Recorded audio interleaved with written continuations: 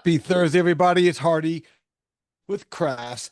Oh, actually, it's Hardy with Crass LLC, which is the name of my company. And this is Crew Call Live for broadcast workshops. I'm live on a Thursday, 7 p.m. And I hope that you're ready to join us and have a good time. And today, I am hoping that you're going to enjoy this guy. This is a guy I've been on the road with. This is a guy I have known for many, many years. We go back a long, long way. We've worked together for many years. I remember him. I first met him, I think, during his days with Fox Sports, um, many, many years ago. And he was already on a crew, and I was just filling in on a crew. So he was a little bit ahead in the career path than I was in mine. But he has been a longtime friend of mine, and I'm always happy to see him along the way on the road. We don't get a chance to work together as much anymore, but when I do get a chance to see him or we do talk, it's always fun. So I hope you enjoyed this conversation today with my man, Mike Breaux. Mike, how are you? Hey Hardy, how you doing, man? I'm great, man. I'm happy. I'm happy you're joining me today. I'm happy we could talk about, because I know you from working with you, and we have tons of stories and from traveling around together and doing the shows that we worked on, and that's part of the business. Part of the business is about the stories, but we You did got good it. work. But I was also very proud of the work we did when we had years with Sven. I mean, but when I first met you, you were doing, like I said, you were doing Fox stuff and Sandy years. But before we get into all that, and because you were like established at back then, where'd you get your start? Because I kind of find that to be the most interesting thing is what are people's path to this craft? What was you the first thing that exposed you to thinking about the broadcast industry? Well, I'll tell you what. Let me correct you on something quick. We met. Our first gig together was U.S. Open CBS Court 11. We were working both sides of the nets, hard camera. That's when I said to myself, No, I think we worked together. Why we were I doing wasn't. I tennis don't think before football. I was not doing Fox then. I don't believe. You were not, because I remember you working with Sandy back then and filling on No, the no. I think Sandy came after that. Oh, see, I had that. See, that's what I'm saying. You're I'm not right. I sure, but think it was the anyway, tennis. whatever. Well, because we did I mean, that's the problem.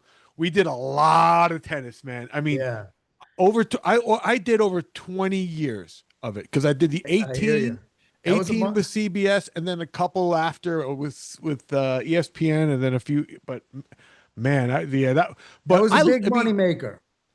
yeah, Big, definitely, yeah. definitely. Hell yeah, that was a great moneymaker. But I But will tell you anyway, this, and I but bet you'll agree with me. I live in New yeah, York, and there's a lot of great events in New York all the time. no Theater, doubt. blah blah blah. I believe the U.S. Open to be the best sporting event in New York. It's the quality of people, the quality of sport. It's man against man, men and women. It's every mixed. It's the combination of everything, and Yeah. it's just really well produced. It's days of it. There's not as much. I mean, when you got down to the finals, there's a lot of exclusivity because it gets expensive. But if you show up early, those early stages, because it's an open, you Yeah. see a lot of talented players on these outer courts. So you get exposed to amazing tennis at that time. So I think that's Yeah. why it's a great event. Anyway, so you and I met on that court. I think it was court 11, and we were just cracking up the whole time because I directed and everything, making jokes. And Tori Livia, if you remember him, he was a TD. We were just having a great time. But anyway, I knew right when Yeah, I saw Tori Livia, Hardy. not Tori back then. I remember that very, very clearly because Tori Yes. was doing TD work, uh, but then I remember like that particular year. I think he met his wife, and then he moved on to become a Steadicam operator. Had a one married his now wife, had beautiful kids, and is Yep. like a well established. And he's directing now. Like so, he I had a know. real. I'm hoping I'm going to get him on one day, He and does we're the going to. Grammys. What the Yeah, I hell? mean he's had a career like so. A lot of us from the Court 11 have gone on to bigger and better things Yeah. as well. Anyway, You as well. hey Hardy, when I saw you and we started, getting to know one another, I said, I can tell you, I'm gonna like this guy. I am gonna like this guy. And that's how it is in this business, you know? You Well, meet people. I kind of I thought the same thing about I have a love of New Orleans. I've Yeah. always did because when I was younger, I had, I was very lucky in my life that my mom worked for the airline. So I got exposed to travel at a very young age. And I got a chance to go to Europe and see amazing at a very young age. So it was really cool for me to get Yeah. that exposure. And the first time I went to New Orleans, it felt like going to Europe. That French Quarter was like, wow, it was really I cool. know. I mean, it's an amazing place. I Quite a mean, place. plus I'm a, I'm an eater. I'm an eater. So it's I, a good freaking food town. I, I don't so mind a little. anyway, Back then, I didn't mind a little drink on, and that's a hell of a drink town. You know, yes.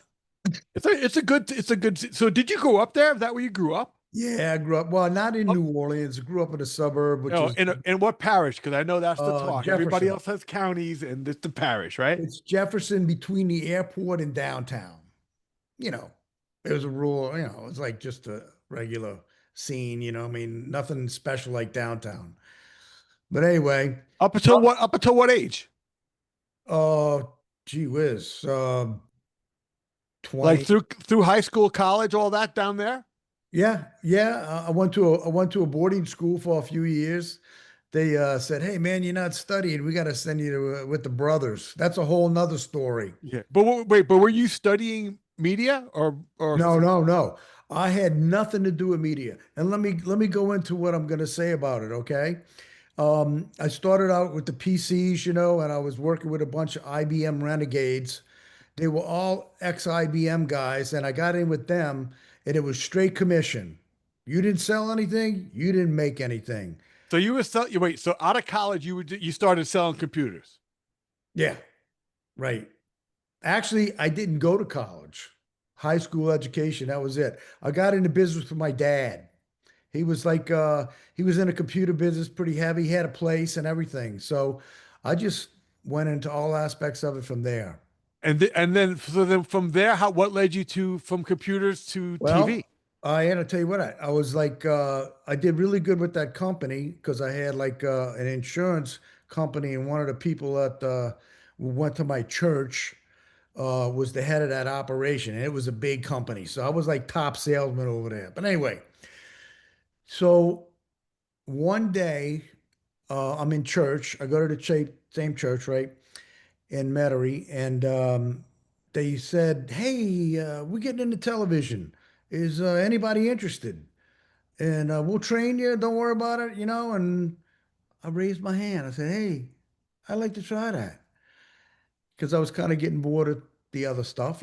So the next thing you know, man, I'm like cameraman. Wait, so it was church stuff at first? Yes, Working with absolutely. the church, was it just the services? Because I mean Yeah, that's just the services, because I well, didn't know anything about the business. well, I think that's a that and like I was saying on the previous call with other guys about opportunities for young people, like in-house stadiums and arenas, but churches as well. Because I will say this, especially now, like years ago, the gap between the equipment that was being used at a church and what is being used professionally was way far apart. Right, Now that gap's a little bit closer and the workflow is much different, but right. you are kind of doing what we do, but in a different way because the Well, churches need to I'll do it a tell different you, way. I'll tell you something big right here. Where are you going to get your hands on gear? I mean, you can't just walk into a studio and say, "Hey, by the way, I want to do television." Well, it's not just about I mean, the gear is important, but it's also that was probably your first opportunity where you had to work with others, and you realize in this business, it's a collaborative work environment. You don't work by Well, yourself, right? it was You're a really camera guy. green. You were listening to another director. You had to learn about all these other. Even in the church, there's different positions, right? Exactly. The priest is obviously talent, or the preacher is talent. Basically, yeah, it was basically volunteer, and I got my hands on gear. So it's not like, some utility guys, and they kind of like they're waiting to get that chance, right? All right. So all that's happening down in New Orleans, or Yeah, down in while you're still in Louisiana. So yeah, you were man. selling computers, and then you were kind of getting bored with that, and so you had an opportunity to do some production with the church, and you got into that. And then when did it start to get real for you then? Like when you said this is going to be a career. Well, I tell you what, from church, It's By the just, way, I'm praying for you. huh? I'm praying for you. Thanks, man. So listen, I'm doing really well, by the way. You So always are. I love that about you, man. so I never see you not smiling, so I dig that about you. hey, And I know you're a crazy life investor, is so life good. is good, and anybody who knows me knows how I feel about that. But anyway, so um, I got into I got into the church scene, and everything, and I learned really good because it was ground level. I mean, I was like one of the first cameramen there, you know. So I looked at I studied the Herbert Zettel production handbook, learned everything I could about it. And one day, the guy that was training me said, "Hey, man, like we're going over to Cox Cable. We're gonna talk to this guy Rick. He does high school game of the week." I said, "Oh yeah, really?" So I said, "He says you want to go?" I said, "Heck yeah!" So I went over there. We went to Cox Cable, and I met this guy, and he said, I said, "Hey man, I'd like to really come out and see what you guys do. I watch high school game of the week sometime." And he said, "What you doing this Friday night?" So it's that easy, you know. "What are you doing this Friday night?" "Oh man, gee, I'm not doing nothing." He says, "Why don't you come on out and see if you like it?" I said, "Sure." So I went out there and I was a cable puller for one of the handheld guys, you know. And then after that, he said, "How you like it?" I said, "Hey, it's fun, man. I like to, do more." So they put my first position was a high end zone camera in a bucket truck. Believe it or not, that's all they had back then. But I studied. I did listen. I did. My path was similar. I did local cable, and we did baseball games. And because we were a cable station, and they installed cable in places, they had those bucket trucks, and we'd stick our handheld guy in the bucket truck behind over just over the batting thing, and he was high home. I know it's unbelievable, but the opportunities were there, and that was the good part about it. So they put me up there, and I studied. I said, "What am I going to do here?" So I studied from ESPN. I turned on some sports, and I saw, okay, I see what the end zone guy's doing. I'm looking at the framing. I'm looking at everything. I see what he's doing. And when I went, I had all my frame together. I followed the ball. It was great. Everything went great. And they stuck me up there probably for about a year. And then I moved on to a handheld after that. So that's where it started at Cox Cable Church, then Cox Cable, high school ball of the game of the week. Then I went on to LSU and I got into with a company called BRZ. I wrote to them and I told the guy this guy was a riot if anybody knows Baton Rouge. I forgot his name. He was a used car salesman at first, but then he operated a production truck. And I said, "Hey, That's I funny. am I a mean, cameraman. Hey, I wanted to say this about utilities and stuff like that. Listen, the worst thing you could ever do in your life is when someone asks you, you say, "Hey, I want to get into this business. I want to do something." If they say, "What do you do?" Don't ever say, "Oh, I do a lot of things." That is the worst answer you could say. You have to focus in. I am a cameraman. I am an audio person. I am a stage manager. It doesn't matter what you do, just do it and do it your best. And that's what you become. That's what you are. So, anyway, yeah. Well, I mean, that's part of why I'm doing this too, is because I think a lot of people have, I mean, everybody knows the camera guys because, we're a dime a dozen, like the saying goes. But, there are also, I think, a lot of positions that exist now in this world that a lot of people don't see, that aren't as visible, and they don't know exist. So I think if you are interested in this field and to be in this environment, and maybe camera work isn't what you are, I don't think you should just be put off by it. I think you should still try to come in here and look around and get exposed to what might be here, because there may be, the audio job might be interesting to you, or that graphics job exactly. over there might be I interesting to you, agree. or doing EVS, or doing, like, now there's all these specialty jobs Absolutely. like the first and 10 and all these other graphic stuff. So, Right. So, anyway, you know, but I think it's important to nail down what you want to do. And once you do it, just be the best at it. well, so I mean, even though you haven't lost your beautiful accent, you haven't lived in your New Orleans for a long time, and No. Louisiana for a long time. Now you're in um North Carolina. So how Yeah. long you been in North Carolina, and how Since did you make your move? '06. How did you make your move? Did you make your move there for career work, or because No, you? So you were. I moved here because Katrina hit. And I said, "Hey, man, I'm just tired of running from hurricanes. It would screw up my NFL season. Can I get out of here? Can I can't? Is it going to hit here? Is it not going to hit it?"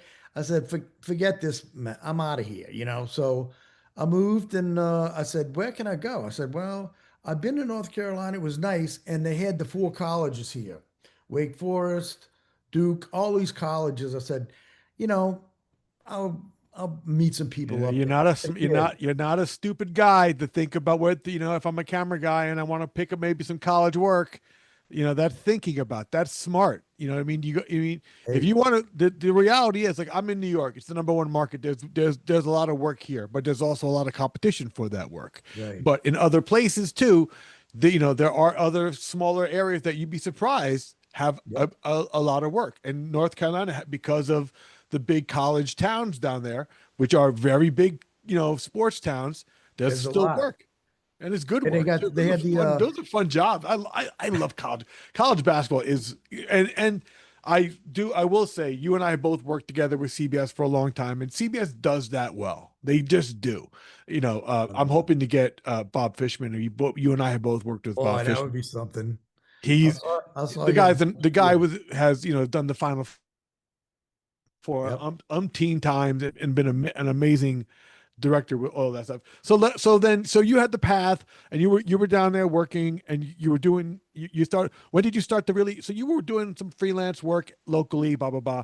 When did you make the move to doing major sports? What was the first thing for you? Because Well, I tell you you were doing what, I was I like smaller stuff. from the high school stuff, I went to Superdome and started doing in-house, because they didn't want to make any mistakes on air. Okay. But if you make a mistake in a Superdome, like, who cares? You know what I mean? Like, hey, it's a mistake. And I mean, in-house guys were not on that network level. So everything was kind of loose and it was a lot of fun. So I did high end zone for them for years. And then I got on a handheld to work the field, but it was all in-house stuff. And then one day, I was, CBS came in to do a game. And I remember it was Wait, so hold on. So is this you back in your in-house days? that's the Oh, no. Masters. So that was far for you. You were a young man. I thought that was a Yeah, so, yeah, yeah, so you've been young. doing it. So you did years do in-house for years, huh? But I mean, that's putting in your time, right? That's Well, I trying tell to you hone what, your craft. I And that said, was doing hey, you were doing mostly handheld too? I did handheld and some hard camera, but it was so easy to get into that Superdome thing. I mean, I snuck my way downstairs, met the guy who was in charge, and I say, "Hey, listen, I'm a camera guy." I He lost he you. didn't know any he didn't know anything about me, nothing. I said, "Hey, I'm a camera guy, and like, you guys need any help? I'd like to kind of get involved." He says, "Well, what are you doing Wednesday night?" I said, "What? What I'm doing Wednesday night? Nothing. Why?" He says, "We got a truck and tractor pull. Why don't you come work it?" I said, "I'll be there. What time?" Boom, 7 o'clock, whatever. It was a lot earlier then. But anyway, so I did the main camera on that show for them, and that guy didn't even know who I was. So I'm just saying there are opportunities out here. And right now, I think there's many opportunities for guys who are coming up new, because most of the younger guys, they don't want to make triple figures like we want to make triple figures. They want to make lots more money. My kid makes 3 times what I'm making right now. 3 times. I asked him, "Hey, Mike, you want to get into the television?" "No, Dad, I don't think I'm going another way. I'm going to be doing some financial Well, I mean, management." you know what? But that's everybody's choice. It Everybody is. has, like, but I think it's important for people to like my oldest son is wants to work in the music business. He's trying to, Yeah. he's trying. That's an equally difficult industry to get into as this one is. So he's having a hard time trying to find what that is working out to be. My middle Right. guy is has a business degree. He wants to maybe work in insurance companies. Right now he's playing house with his girlfriend. down in South Carolina because she's going to law school, and he's trying to figure it out down there. But Exactly. he's out of New York now. It's not as easy to find jobs down there. But those higher paying jobs are very attractive for the young, smart people. But I'm But I saying think, that leaves a door open for young guys who really want to get into what we're doing. It really is a big, wide open space, man. That's the way I see it. well, Okay. I think that there's always going to be opportunities. I know a lot of people are always concerned about because of the pace of technology and all the changing and the Remy's and things and jobs are changing and moving. And there's always going to be other things. But I think within all the mess of that, there's somehow growth in there for people and opportunities exist in there too. So Yeah, I I think agree. I think I strongly believe that there's opportunities for people who want to do this, and there's opportunities for people who are in this and want to get better at this, I or even agree. try to do something other and see other areas where you could go. You know what I mean? I even me now, I don't. I love what I do and what I'm doing, but I'm not closed off to the opportunity that maybe something in the future could do. I could do something differently. I don't know. Exactly. I mean, I got other things in the mix too, you know. Yeah, I could, you know what? I always picture you being the freaking the financial advisor for the like the retirees, the so the camera guys, cameraman, camera guild, you know. Oh man, I always see they don't uh want to listen to me, yeah, well. Well, you and know, that's okay. I got tons of money in Bitcoin. I'm gonna be happy one day. yeah, well, Anyway, well, good for you on the Bitcoin then. I don't know. I'm not loving my little position in the video right now, but life it is what it is. But I mean, you've done a lot in your career, man. I see a lot of credentials here, and you've worked with a lot of great guys. That is the great Hall of Fame cameraman Don Cornelli. That was yeah. back in those Fox years where I talked about. Were you traveling with them back then, or were you just filling in on that crew? No, I came over CBS lost NFL. Okay. And when Did that I lose you again? happened, You there? CBS lost NFL to Fox. And I was on the game. It was up with all the staff guys. And I had just started working for Madden, and I got my entry with Madden's crew, believe it or not, shooting tailgate stuff. I did, I came in, I was doing, Wait, they needed somebody to do E&G yeah, and go out there and so they you were just hired for that, and yeah. because Well, they no, liked the work no. so much, they were like, hey, this guy is a good handheld guy. Would you want to do some game work? Well, I started CBS. My first gigs were with Andy Kindle. Okay. Oh, I remember Andy. Yeah. And the thing is, when I was a handheld guy, and that's really what I wanted to do. I wanted to do handheld. And when I came in there, the staff guys, God bless the staff guys, but they wasn't killing themselves on a handheld. But I kind of like showed him some stuff and he liked it. He says, "Holy crap, that's movie stuff."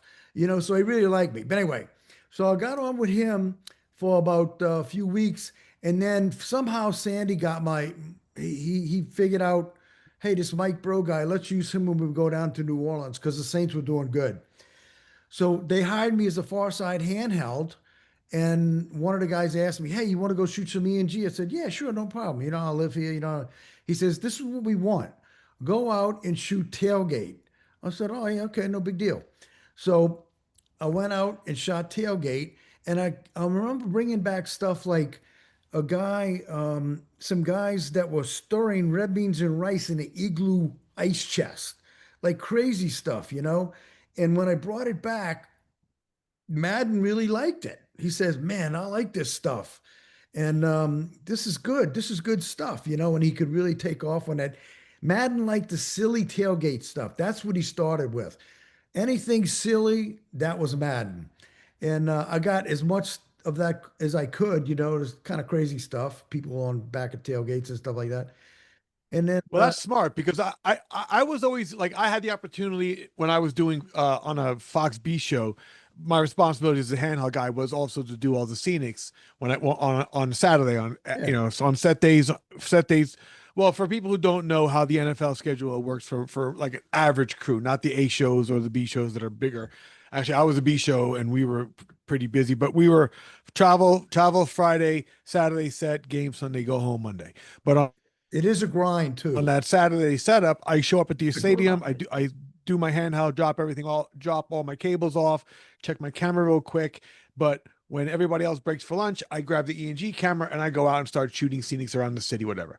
Sometimes you have back then, if you had a what do you call it, a BA or an AD or a producer guy Right. who would maybe have a list of things that they'd want you to go to or whatever, and sometimes they didn't. My producers were always kind of open to me, a sharing of those things. So I would like to, because I think this is very important for people to the sacrifices that you're expected in this business when you're traveling. You're not going to be home, and you're going to be out in someplace else that you don't know. And you do want to see more than just airports, hotels, and the venue. So you want to get Absolutely. out there and see some of these cities. This is a beautiful country we live in. And these are beautiful cities, some of these cities. And they're fun cities with fun people. So get out there. So I Right. always looked at those ENGs as an opportunity to go out there and see these cities and do things. So I would do my own research too. But doing what you did and thinking about who my client was, Madden, what he wanted, what he was going to work with. Like, you were giving him what he needed, and that was a Yep. smart move by you because that got you noticed. I tell you what, yeah, and then they started calling me every week after that. They stole me from Andy. So I was working with Andy. They stole me from Andy, and then I started working with Madden's crew and Grossman, and I was just doing that full time. So um, I can remember Cornelli and I, we had a good time, man. A lot of good times. We really worked together pretty much closely in the game. But I was not shooting play by play. He was the play by play guy. I was the guy that was always walking, kind of like patrolling the bench and looking for things that Madden would like. Okay. It could be anything. Heat coming off a guy's head, standing in the slop, whatever it was, he liked that kind of stuff. I remember one time, weirdest. I was in San Fran. It was a nice day, nice warm fall day, and there was this like big grasshopper that was on the equipment locker. And every time the guy would pick up the locker, he'd slam it back down, but the grasshopper never moved. It was still there. And I recorded that for a little while. I sent it up to Matt, and he had a blast with it. He just took off on it. But I mean, silly stuff like that, you know. I wasn't more into the play-by-play stuff. Worked a little bit of that, it was fun. But But you know what, that is what it is, I think, sometimes lost, and it's what is called production value, man. Those little things. I do think, like, my favorite sport to watch is World Cup and World Cup soccer, because they have amazing production value. They got ISOs on, they got really, reactions you of like people, that? like, it's amazing. I hear you. I never really was a big soccer guy. The only thing I did a soccer playoff game one time in LA for ESPN. Frank Stemmer called me. Great guy, Frank Stemmer. Anyway, he called me up. He says, "Hey man, I want you to go shoot a soccer playoff game in LA." Yeah, okay. So I went there, and then the only thing I remember about that whole game was some big dude in the end zone beating a big bass drum full time. The teams went in for halftime. He still The supporters, every supporter section nonstop. has that. And you were end zone right by the drums. No, no, I was doing one of the wings, but that guy was beating that drum the whole time. That's the only thing I remember about that soccer game. But anyway, Well, listen. I love soccer, and I love the 90-minute clock too. If you're a guy from New York and you've done your share of baseball, you learn yeah, definitely to appreciate the clock. yep. So anyway, so you want me to move on? Yeah, keep talking, but Okay. I got time to fill in. You got stories to tell, so I I like got it, it. bro. Nah, that's all right. I mean, I'm good. Hey, so from tailgating, there was a great crew I was working with and everything, and I kind of the sideline got a little tiring and stuff like that, and politics kind of politics is always in there. So On I any said, crew, when you're yeah. traveling with crew, So you're traveling with a Fishman, lot of I different people. so You got one to learn to work with others, people you one like, Saturday, people you don't. It is what yeah. it is. Yeah, no, no. You know what? Well, golf has the biggest egos in life. There's no other crew has a bigger egos than golf. Football's next in there, but golf is the biggest. Anyway, so here I am. Um, I did a game and I did slow end zone super slow mo for Fishman on a college game after they lost the NFL, and he liked what I did. So he said, "Hey man, look, I want to, if you're available, I'd like to use you a little bit more." And that's right when the time when I started, switching over from Sandy. So I got on his deal, and I was shooting college football and doing low end zone with Fishman. It was a great experience, and I moved to do ENG for him too. All the interviews with the players and all that kind of stuff. It was great. I really enjoyed it. It How many? also, So that was those were Fishman's years with college football and he did college football for many many years. yes, mainly because CBS had lost the contract to Fox. But anyway, so that also got me into racing, NASCAR. Man, I had so much fun with NASCAR. I got all kinds of stories about that. But I mean, Where did you do? You got me some. I haven't said you did years of NASCAR too, the whole oh circuit, or yeah, just I a did few the races? CBS. CBS did not have much NASCAR. They, Oh, I did the CRX series. no, that was way after what I was Daytona, like the Oh, okay. 90s. Okay, I mean, this is like, Because I did the CBS racing series, and that was. I mean, I'm not a racing guy. I didn't know the drivers and stuff like that, but I learned who they were because they were really cool. It's fun. right. It is fun to shoot Yeah, that it stuff. was I mean, interesting. we dirt. Do you ever do dirt track stuff? That's crazy. Yeah, man.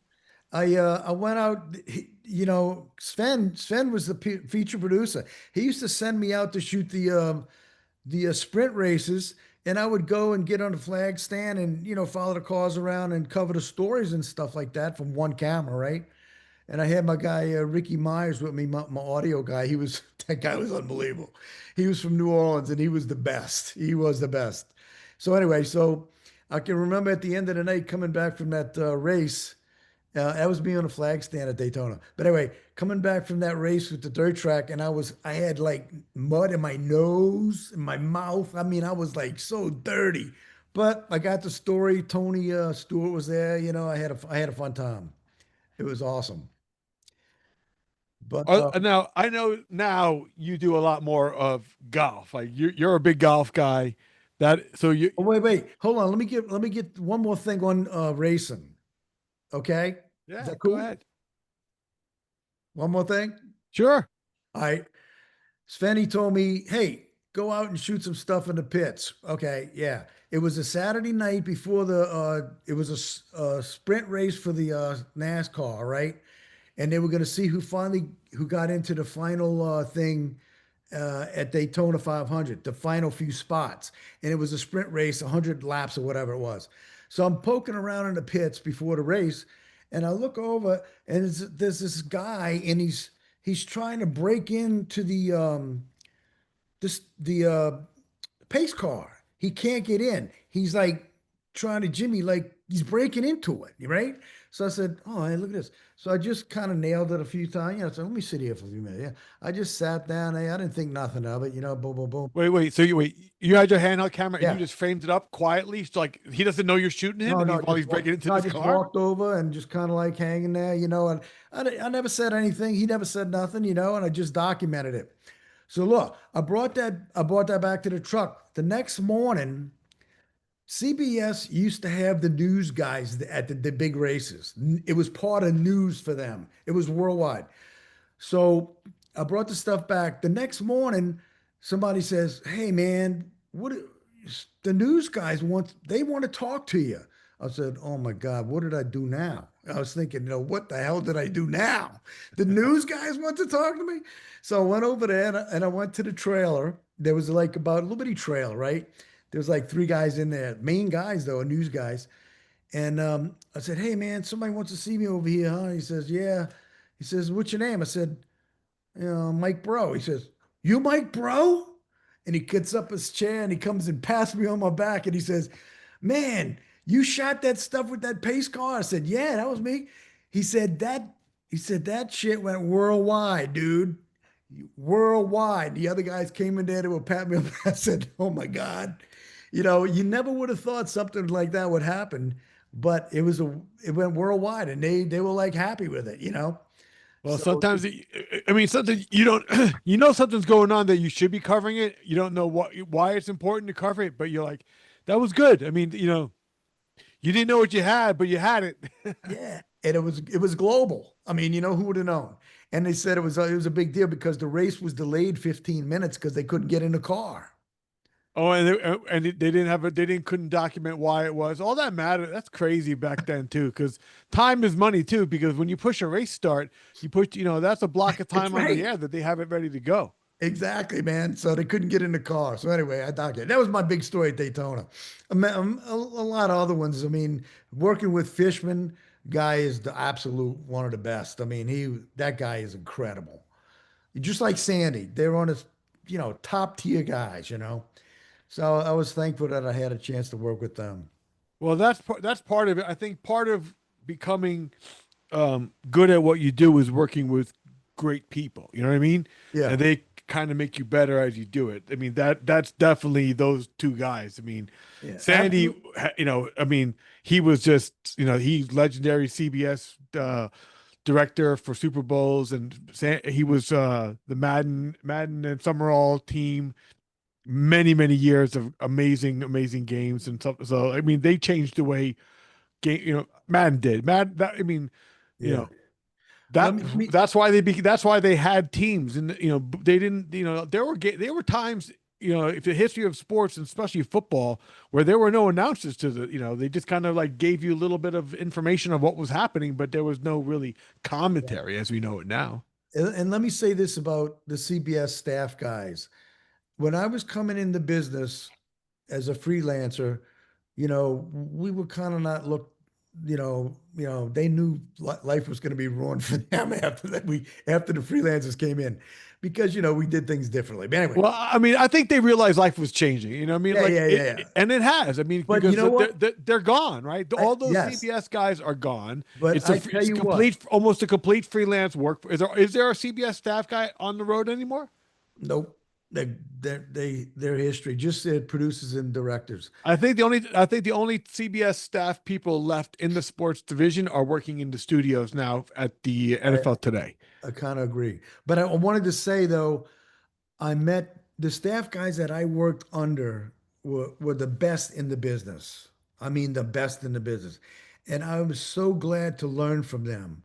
I tell you, guys like Dave Finch, Paul Sherwood, the Sarge, who can forget about the Sarge, and many other guys, other guys who taught me so much in the business. Sal was a great guy.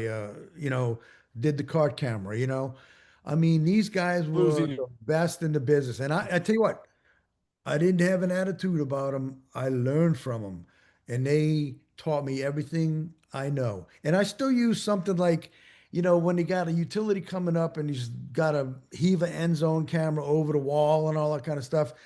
I say, hey, two handles, two men, two handles, two men. That was the CBS thing.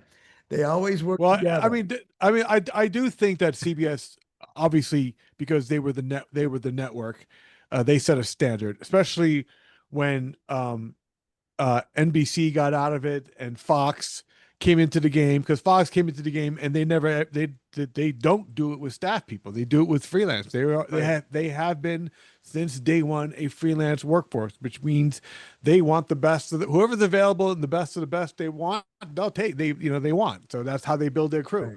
The CBS crews were done differently. They always had, but and ESPN does it differently now too. Now they have like that pseudo staff where they want some continuity because what we do. I mean, it's great to have a lot of people doing a lot of different things, but it helps to have a lot of people doing a lot of things together. Because when you are working with a group together, you all get better together, and you all you know learn each other's things, and then those A lot of productions fun. are better. It's a lot of fun if you can get by the egos. Anyway, so I want so to talk more golf. I want to talk more golf with you because I mean, let's golf. do go. All right. That's the sport I've done the least of. I've had some opportunities to work on golf, and I enjoyed it. I mean, I I saw love you at golf one to play event. it. I love the setting. I Yeah. love the spectacle of that sport, where like the drama can happen. In so many different layers of it, Yeah. they are the the beauty of sports is in the stories, and there's great stories in sport in Right. golf for sure. So I got it. I went from Daytona and football to golf. Jimmy, Jimmy, the guy who does the Super Bowl, Rick Off, he said, "Hey, let's start using Bro as a handheld guy." And I said, and they said, "Hey, look, man, we want you to come to the Masters with us." I said, "Really?" And I only knew the Masters from my brother-in-law, who used to always talk about it. I was like, really, not really even into golf. So he says, "Hey, we're gonna put you in the butler cabin with Clemmy and one of the staff guys." I said, "Butler cabin thing? What in the hell is that?" So anyway, so my first job was in the butler cabin with Clemmy, and Clemmy, we did the studio show in there with Frank Charkinian, okay, and that was like Frank's one of his last years doing it. And then later on, Lance Barrow and Steve Milton came in and took it over, and it was quite a transition, but it was a good transition. Milton, hands down, one of the best. I don't think there's anybody better than him, but there may be some people who argue with you about that in NBC. Talk me through how it works on a golf show, because I don't think people understand how that the whole leapfrogging of handhelds work. So, everybody obviously knows that there's at certain holes there's cameras on towers that that cover certain holes. Explain how all that works. Well, Milton, you see, what's different about NBC and CBS is NBC uses tower cameras. I mean, I got one at every hole, plus they got flankers, and they only use like four minis. Okay. But CBS uses eight minis and maybe more now. And there's very few hard cameras, and they just bounce around the hard cameras to the latter holes. Some in the early holes, they changing it up a lot now. However, the handhelds are the base of the show. So Okay. talk about the assignments for the handhelds. How do they do the assignments for the groupings? Um, well, you got mini A and B are retired. That was Paul Sherwood and Davey Finch. They were the best in the business, hands down, pioneers, everything. So I if you mean, go to X, Y, Z, if you look up, I mean, I hope I'm gonna have to look up those pictures. But if you look up those two guys, they've been in the background of some of the most classic golf shots. no But doubt. and the beauty of golf, because the setting is out in the middle of nowhere, hence that's why the guys are always whispering when the announcers talk, because believe it or not, they think they can hear him, even though the guy Yeah, is supposedly in the middle of freaking nowhere. But right. But Milton, the beauty of that is that because you're close to them, they know you're there. There's yeah, you can't not be there.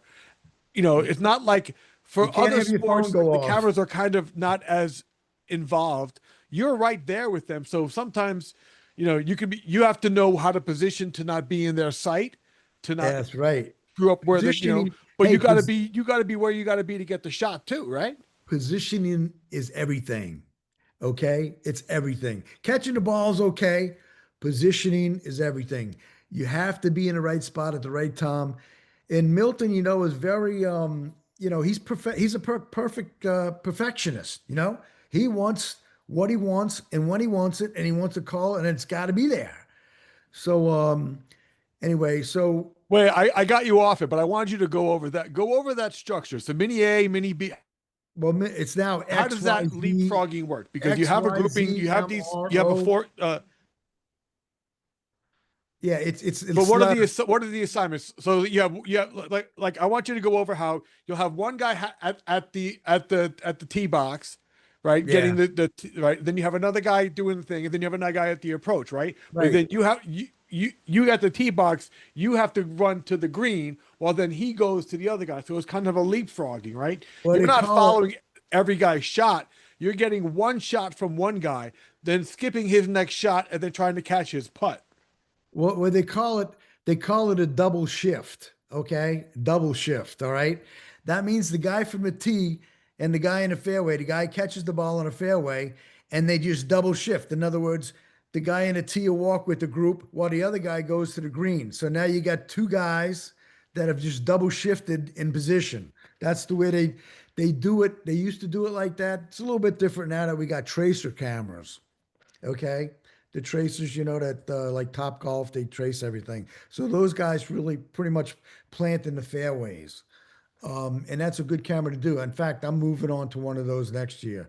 I'm not kind of tired of walking fairways, you know what I mean? So I'm gonna get my golf. Wait, so a tracer camera is Hey, not. I you got a thought I couple thought the pictures tracer there. camera is that robo that sits behind them. Wait, but is the tracer camera is a camera that's not is It's on, not you're on a tripod and it's just monitoring, it's tracing the ball as it's hit. And that's us. but it's not a hard camera like this one. It's a handheld. Yes, it's definitely a handheld, but it's keep going through those. It's in there Yeah, somewhere. That's football stuff. those are Marshalls. Yeah. Yeah, Yeah. I didn't see that tracer. Anyway, Isn't the uh, tracer a part of like the tripod, or isn't like mounted on yeah, the tripod and then the camera's on top? yes, that is correct. The cameras, but the thing is, the camera sits on top of the tracer, right? But there's two types of tracers. There's top tracer, and then there's the other one, TrackMan. Those are two styles of tracers. I think TrackMan is being used way more than Top Tracer. Top Tracer started. It's a little cumbersome, their cameras, but I mean, it does all the same stuff. But yes, it sits on a tripod and you frame it. You frame it and make sure that you can think about where the ball is going to go, right? So you can, so it don't hit the top of the frame and lose it.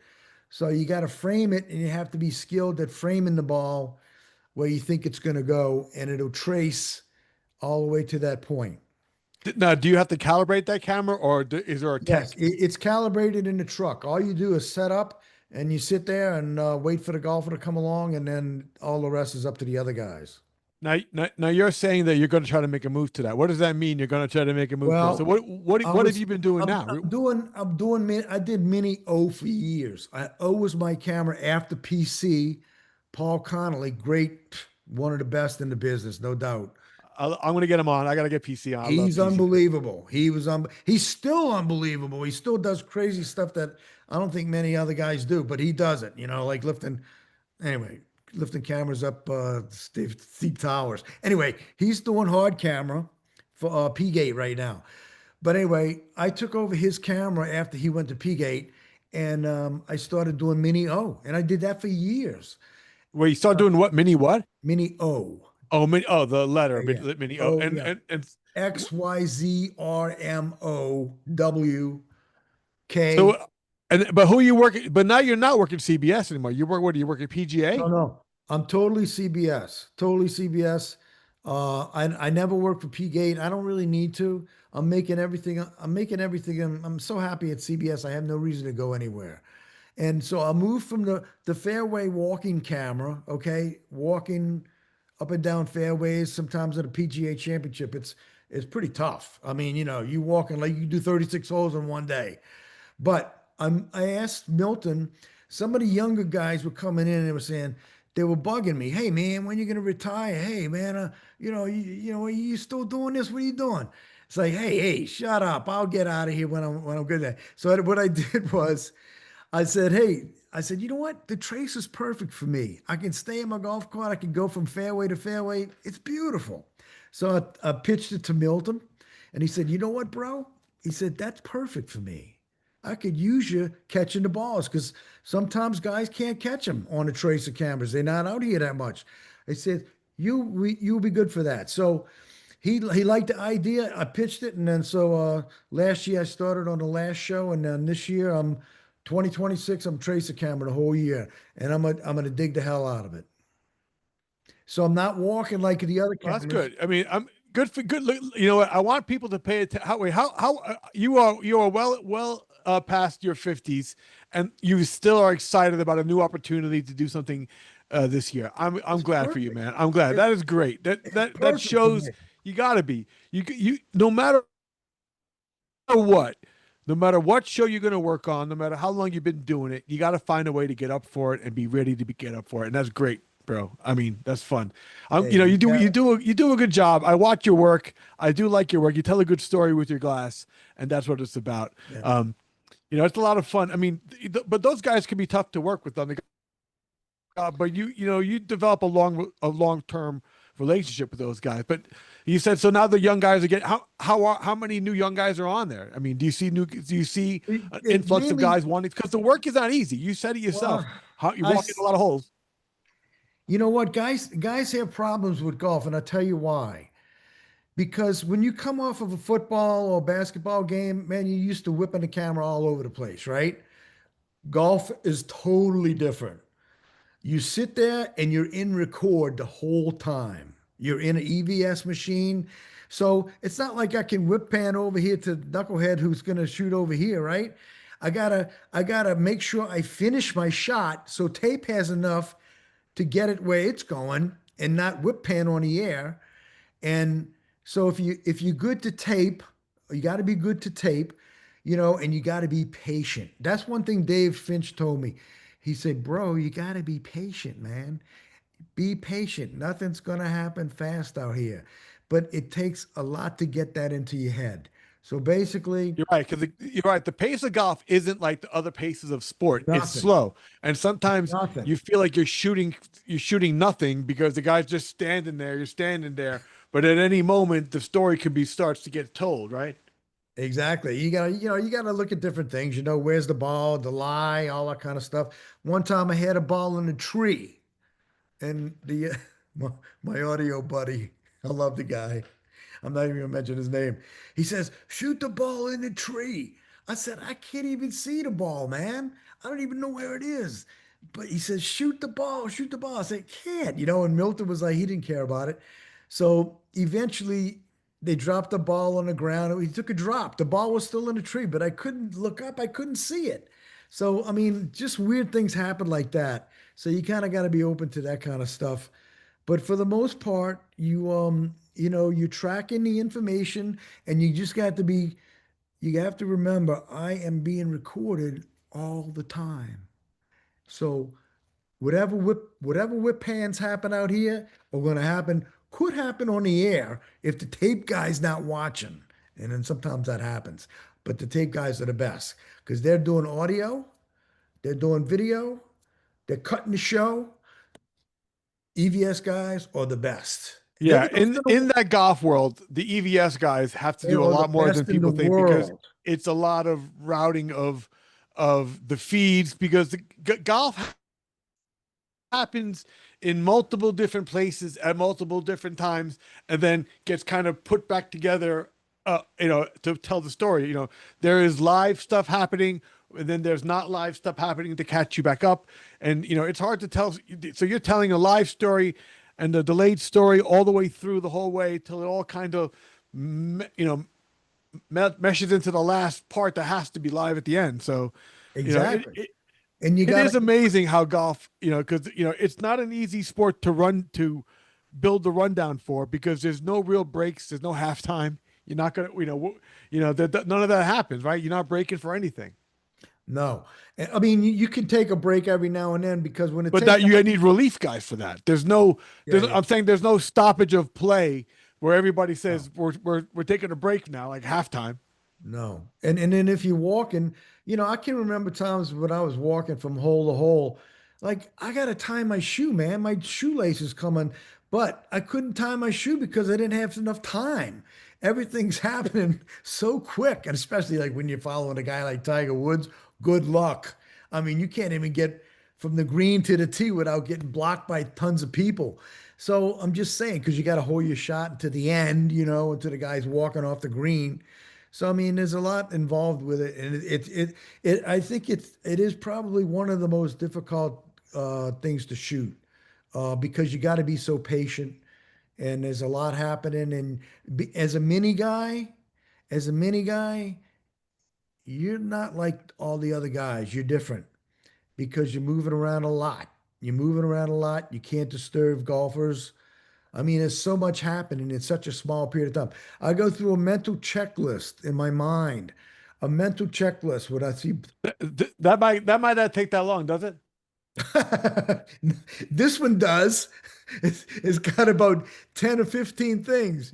Where's the ball? Where are the balls? Is one in a bunker? Where is it? How am I going to cover him if I can't get over No, there in time? all kidding aside, because I like, everybody has game notes. With golf, it's kind of hard too, because in other sports, there's certain star players, there's certain key players that you have to pay attention to. On golf, you got to know everybody. You got to know the golfer. You got to know his caddy. You got to know sometimes who his wife or girlfriend is. When you get to the end there, and they're at their, there's a lot more to that, and a lot, I think that's why, when I did have a chance to work with your guys and those crews, the thing that I was really, really impressed with was the knowledge base. You guys know your sport. You know the people who play it, You the have people to. who the people who used to play it. You know your sport well.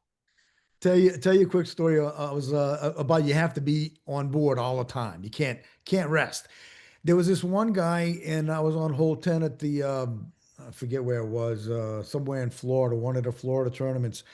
And the guy was against the fence. He took a drop, and it was a shot from the fairway. I said, this guy's never gonna make it. Kind of just relaxed. I said, he's probably gonna hit up and then lay up and then da da da da da.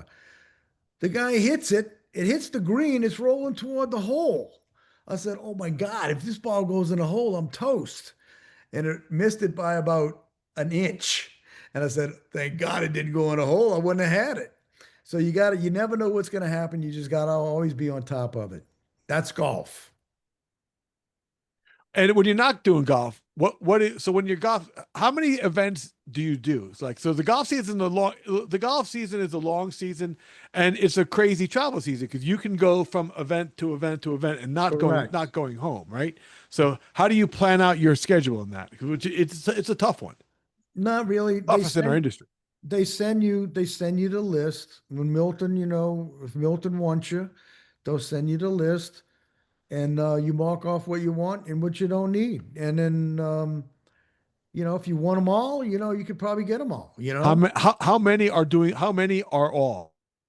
I mean, If it you goes had from to, could you the do? I mean, how many end events of is that? January to August, and off and on. But But how many events in that time? NBC, huh? How many events? How many events are happening that you could do within that time? Uh, I don't know. Where's my schedule on? Shit. I mean, it's a lot of shows. It's like it could be 6 shows back to back. It could turn into 2 shows back to back. It's all So wait, so it's is that the longest you do? So I just want to clarify for the people who are watching, so they know what that means. 6 shows back to back, because golf is a 4-day event, means that you're traveling, work, work, work, work, work, you're on the travel back road home, then six you just weeks. travel back again. You're not even, you're just going to the next city, work, work, work, travel back, and then bang, bang, bang. Then 6 weeks after doing that from city to city to city, then you will go home for a week or so, and then go back on Probably the road for probably another. 2 weeks. 2 weeks depends on what's happening, because sometimes NBC picks up the stuff, and then some guys even go to NBC to work it. But for the most part, yeah, you get a break.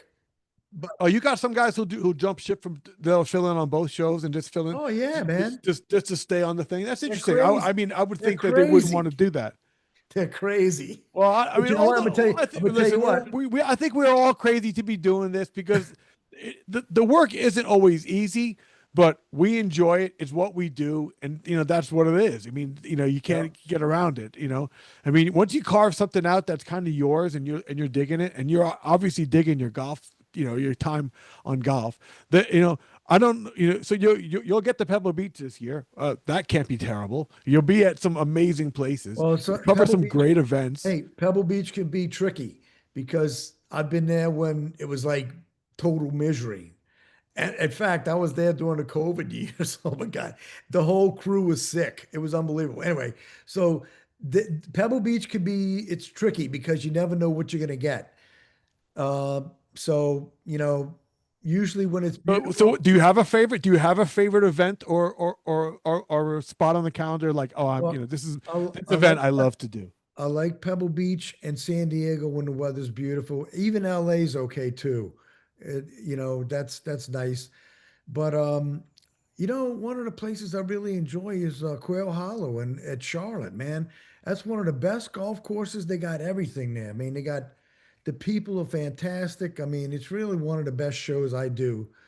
And but the West Coast swing is what they call it, is really cool because you go you do San Diego, then you go to Phoenix, and then you go to Pebble Beach, and then you Oh, the go. Phoenix is the that waste management show. Yes, Oh, yes. that you've done that one? Oh my Oh God. my God. Hey, I that whole 16 is unbelievable.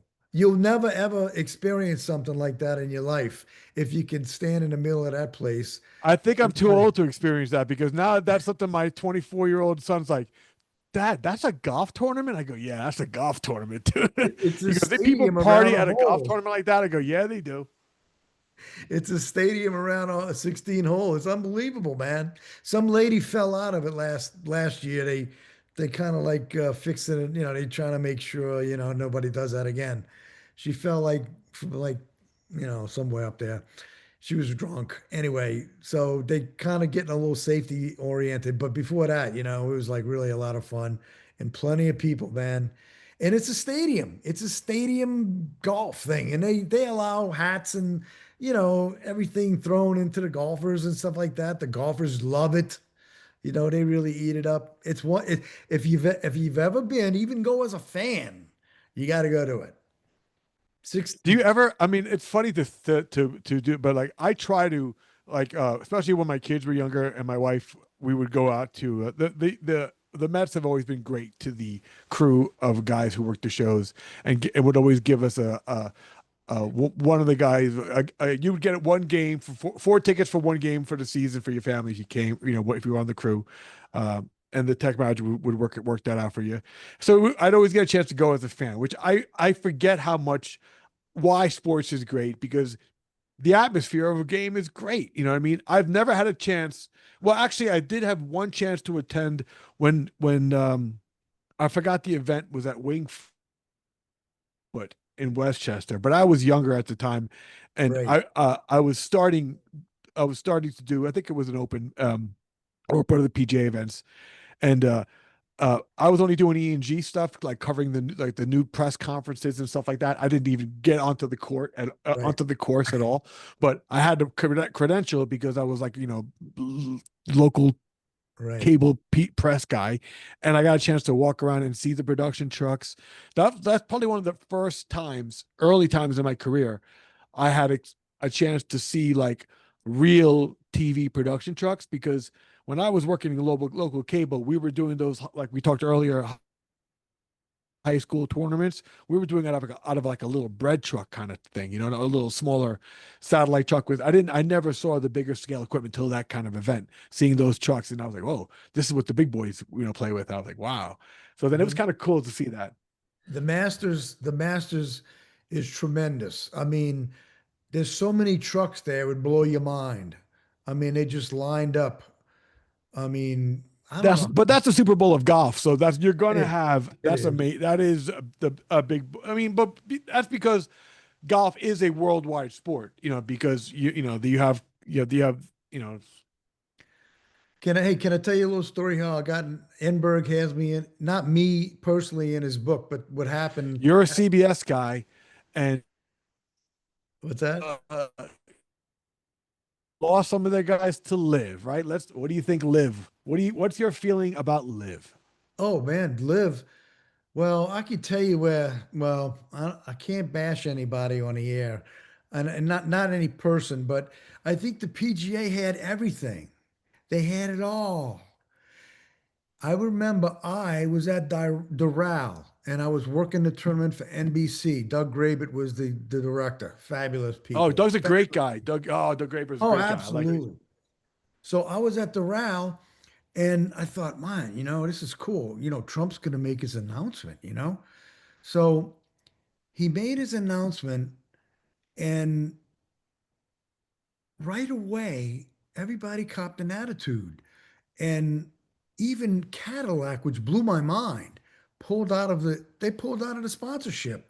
And eventually the PGA says, well, we're not going to that place anymore, which is Doral, right? We're not going there anymore.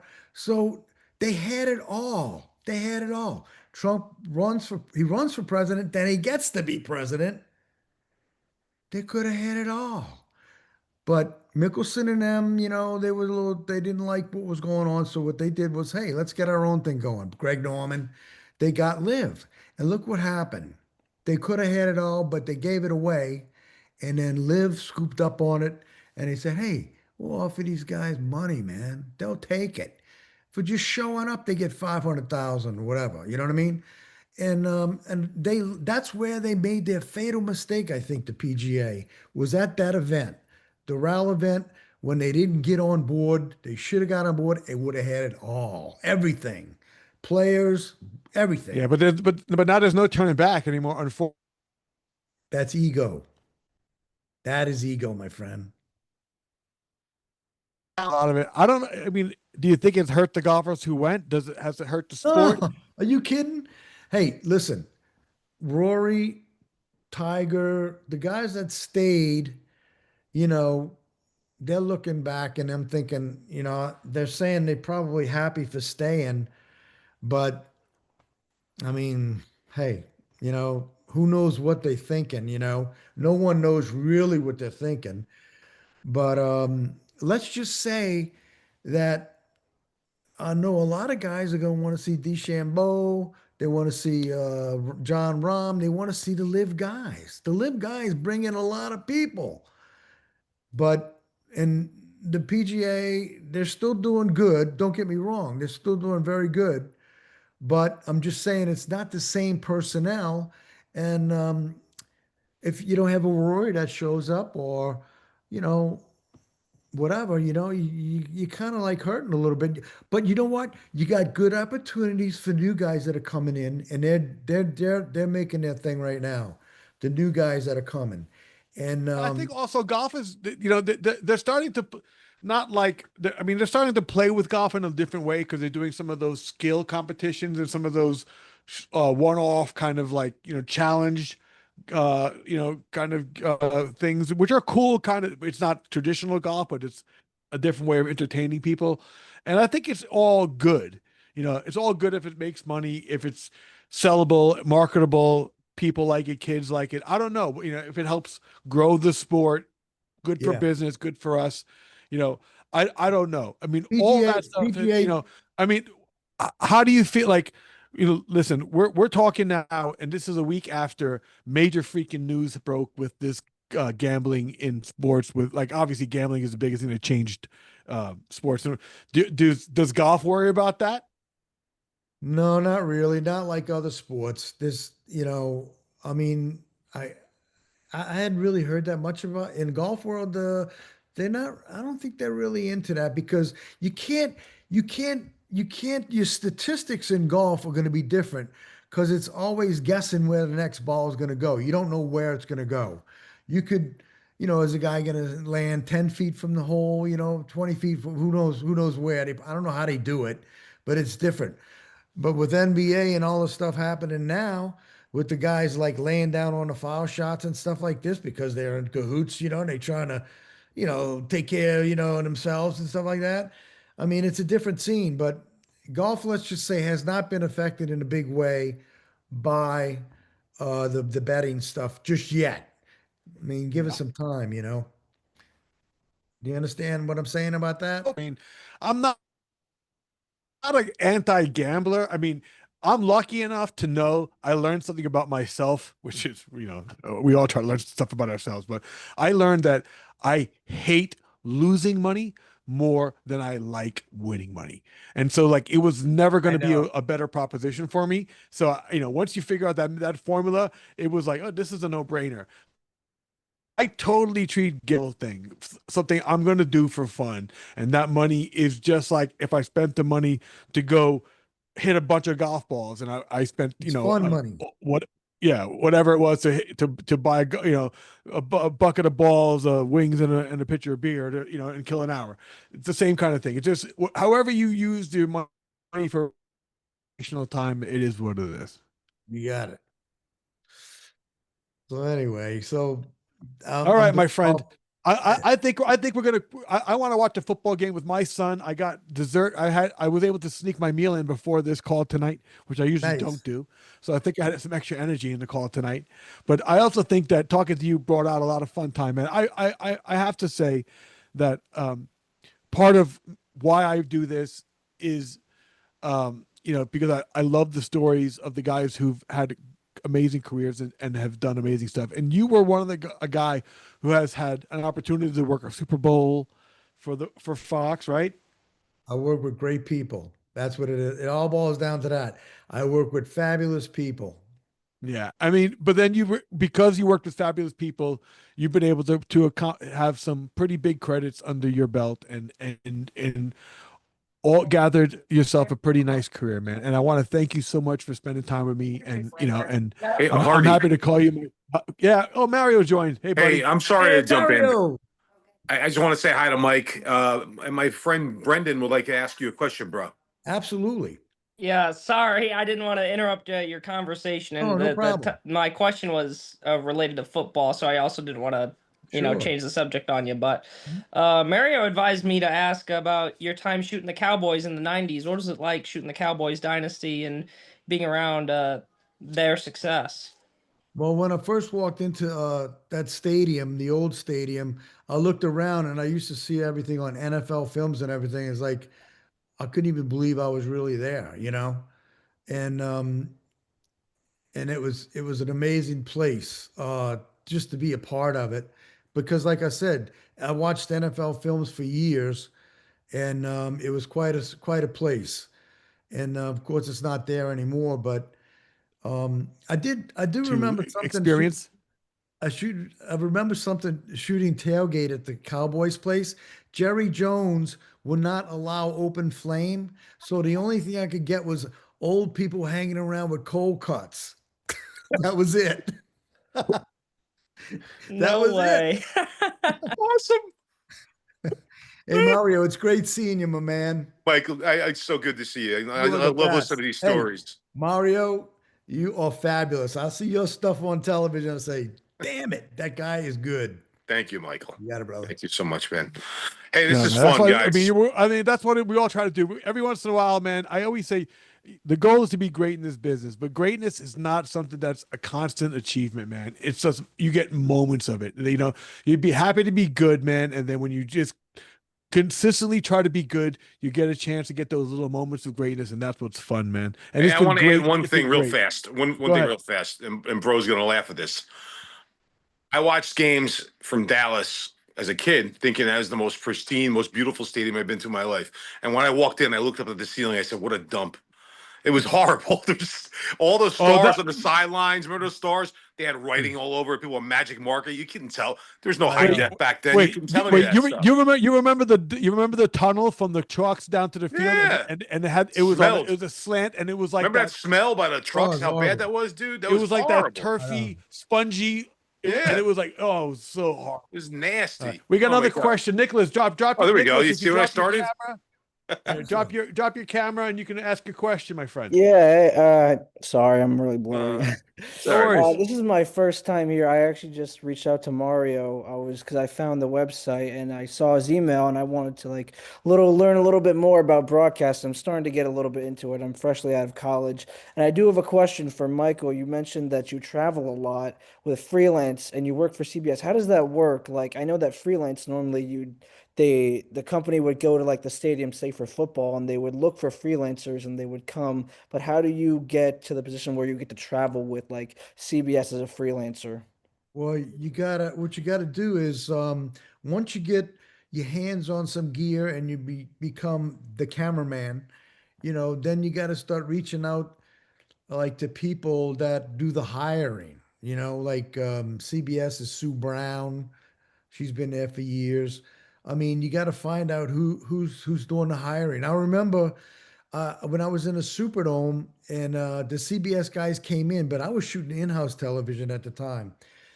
They came in and I went down there and I talked to the tech manager. I said, "Hey, what's going on, man?" I said, "Hey, listen, who do I talk to if I want to get hooked up with you guys?" And he told me, he says, "Oh, contact this guy, contact that person." I mean, all those guys are retired and gone now, but you just got to poke around and see who is the right person to talk to. When you got that person, then you got somewhere to go to. You see? And All right, then all right, there's not a lot of people on the call today, so I'm going to give you some really good advice on this one. So I'll tell you this. All right, especially this month is November, right? You got the Thanksgiving games, right? These Thanksgiving games are awesome football games, right? And what do they always do for, especially Thanksgiving and the holidays? They'll play the credits, right? Every time they play the credits. And the credits, they have the names of everybody that works. So you'll get the crew list of every show. You see the people who work on the job. Once you know people's names, it is super easy to find out what their emails are. you're You can right. find them on LinkedIn. Once you find one, you can every corporation puts out a corporate document for financial purposes, and there's somebody on there who works for the corporation. And Yep. once you get one person's email, it's usually either first name dot last name and the name of the company. Once you fill out that thing, you know everybody's email address. So do your diligence that way, and just I'd say persistence will always overcome resistance. So just keep emailing people. It doesn't kill you to email people, 100 times, because maybe one time you're going to get that person who's going to open it up and say, you know what, this guy must want me for something, you never know when that's going to happen. You never know. You never know. It just could be, happen chance. Guess where I'm going to be Thanksgiving? What do you got going? I'm shooting a basketball game for CBS, Duke in Arkansas, believe it or not. And Svenny's directing. Oh, really? Oh, we did one. We did Missouri together, right? Yeah, man. The basketball, you That's mean? right. We did that with Svenny. I mean, Yeah. I'm still with Sven. Been with him since Daytona. I mean, the guy's fabulous, man. Fabulous. I loved working with Sven. I was the handheld on it where you were doing low end zones, and we had a fun crew. But we had a fun crew back then. I We was had a I was good hoping to crew. do a crew call with all to reunite us all. Dave Lewandowski, Jay Cox, Yeah. you, me, and John Tomer, to get us all like that. We were a misfit group. We were five guys and five very different guys, all working together, having a good time, getting to know each other, and getting to know each other, how each of us work, because we work differently, man. You're slow as shit, drives me fucking crazy, but I loved working with you. We'd always go nuts because I'm a New York guy, and we'd have a blast because you don't care, and you just be Hey, like, yeah, man, Hardy, come on, man, we're gonna get this done. Don't worry about it.